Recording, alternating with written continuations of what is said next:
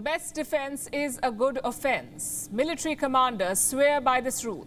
Hit your enemy so hard they get knocked out. Even Ukraine is trying it out.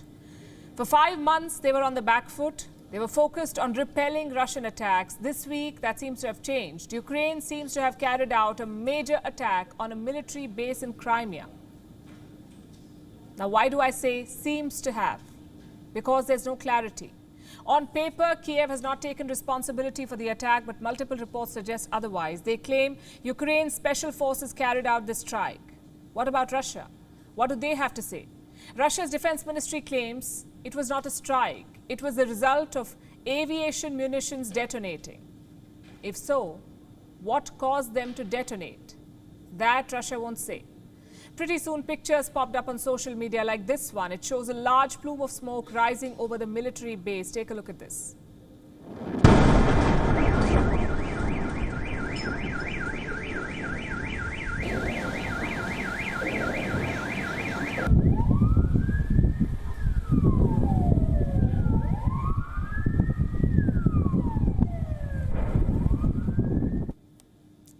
At least one person died in the incident. Several others were injured. Ukraine claims 9 Russian jets, 9 Russian warplanes were destroyed in the blast. Now that's a big loss, losing 9 jets in a single incident. Crimea's governor says there will be an investigation. For now, they've secured a 5-kilometer radius around the site. If Ukraine did carry out this attack, it would be a major escalation. And I underline the word major. Let me pull up the map for you. Look at the site of the explosion, Novofedorivka. It is located in Crimea's western coast. The military base is surrounded by Russian-held territory. Notice how far the front line is, which means this was a long-range strike. Ukrainian forces hit deep inside the Russian line. And that's a daring move, a clear-cut escalation in the ongoing war. Perhaps that's why Ukraine did not openly claim the attack. No responsibility, no reprisal. Having said that, Russia will react firmly to this incident. Crimea is very important land for them, both politically and historically. In 2014, it was annexed by Russia. Until then, it was part of Ukrainian sovereign territory. Even today, the international community does not recognize Russia's claim. They consider Crimea to be part of Ukraine. And that never stopped Putin, though. He has turned Crimea into a top tourist destination, also an important port on the Black Sea. What does Ukraine's president think about Crimea? Well, this is where it gets interesting. Immediately after the invasion, Zelensky was open to talks. Listen to his statement from the month of March. This is what he said. Volodymyr Zelensky. I think that items regarding temporarily occupied territories and pseudo-republics, we can discuss and find a compromise on how these territories will live on. So Zelensky was open to talks, possibly even a compromise. Compare that to his statement on Tuesday. This Zelensky is intent on retaking Crimea.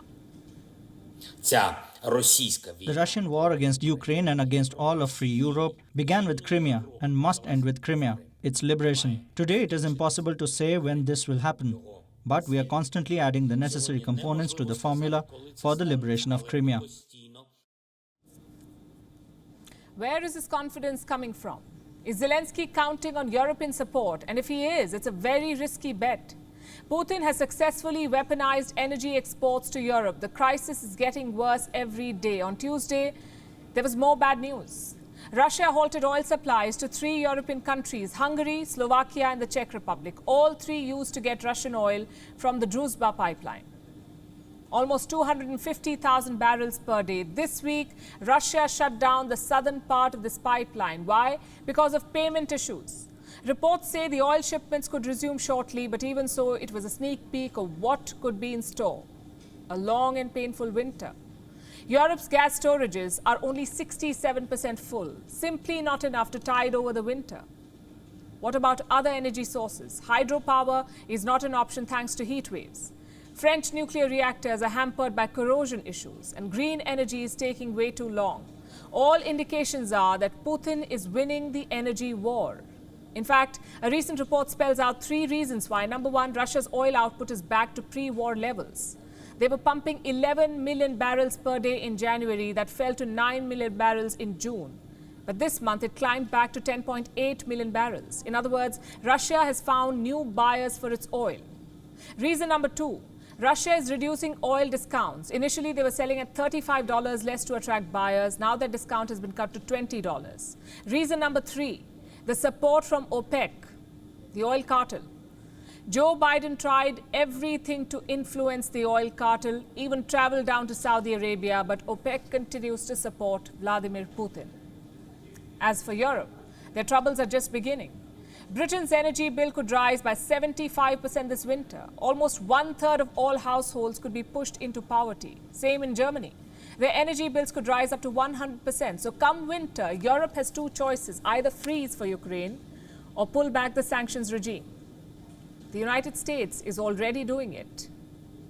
Ukraine's chief economic advisor claims that Russian oil is still being used in the US. Now, to give you some context, the US banned all Russian oil imports back in the month of March.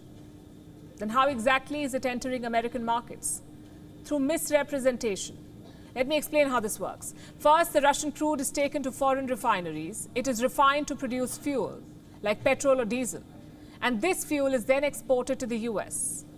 Now, why would any refinery do this? Because Russian oil is available at cheaper rates. So all they have to do is mislabel it, say it's from Saudi Arabia or the UAE. At this point, these are unconfirmed claims from Ukraine, but they reveal which way the energy war is going. Putin is betting on the European public turning against the sanctions. If the winter is bad, that may well happen.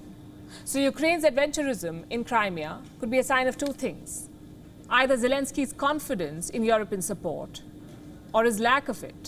Perhaps a final gambit to push Russia towards talks. WION is now available in your country. Download the app now and get all the news on the move.